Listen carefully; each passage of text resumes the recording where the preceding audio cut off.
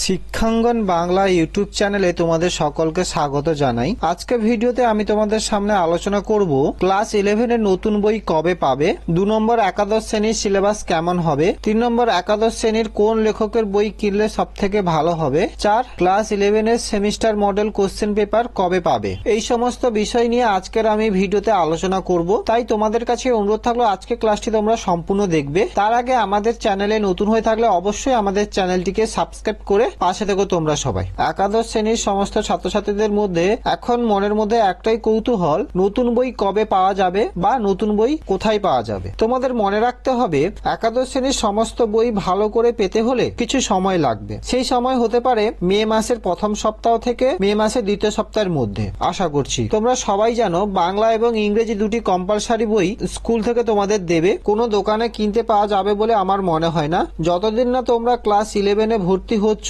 তার আগে তোমাদের এই দুটি বই পাবে বলে আমার মনে হয় না। এছাড়া একাদশ শ্রেণীর প্রথম সেমিস্টারের বিভিন্ন নোট বই বিভিন্ন কোম্পানি প্রকাশ করছে। এই সমস্ত বই প্রকাশ হতেও সময় লাগবে। তোমাদের কাছে অনুরোধ থাকলো বই কেনার সময় দেখে শুনে কিনবে, কারণ পুরনো লেখকের বই ভালো ছিল বলে সেই লেখকের নতুন বই ভালো হবে এমন কোনো মানে নেই। অর্থাৎ পুরনো লেখক যে সমস্ত বই প্রকাশ করেছিল সেই সমস্ত বই ভালো হলেও এখন আবার নতুন করে যে সমস্ত বই ছাপাবে সেই সমস্ত বই ভালো হবে তার কোনো গ্যারান্টি নেই। কারণ সমস্ত বিষয়ের সিলেবাস নতুন হয়েছে, তার জন্য পুরনো লেখকের নতুন বই যে ভালো হবে তার কোনো গ্যারান্টি নেই। তাই তোমাদের ভালো বই পেতে হলে একটু ওয়েট করতে হবে। আমি এখন তোমাদের কোন লেখক বা লেখিকার বই কিনবে সেটা আমি বলতে পারবো না। নতুন বই বাজারে আসলে তারপর আমি বাংলা, ইতিহাস, ভূগোল বইগুলি দেখে তোমাদের আমি বলে দেব কোন কোন লেখকের বই ভালো এবং সেইগুলি তোমরা কিনতে পারো। বোর্ডের তরফ থেকে জানানো হয়েছে 22 এপ্রিল তারিখ থেকে উচ্চ মাধ্যমিক শিক্ষা সংসদে বা শিক্ষা পর্ষদে